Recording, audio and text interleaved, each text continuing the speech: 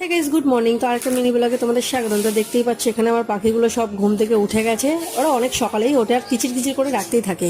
আর এখানে দেখো শিরো, দেখো ওদের সাথে কথা বলছে, এত জোরে জোরে চিৎকার করছে, মানে তোমাদেরকে আওয়াজটা আমি দিতে পারলাম না, কারণ আমি খুবই বকেছিলাম শিরোকে তার জন্য।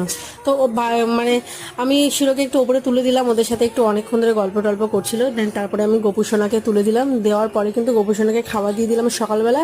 তো এবারে তো আমাকে করতে হবে দুপুরের রান্না। তো দুপুরের রান্নাটাও বসিয়ে দিয়েছিলাম, সাথে সাথে আমি এখানে ঠাকুরের যেগুলো স্নান করা বাকি ছিল তাদেরকে স্নান করে দিচ্ছিলাম।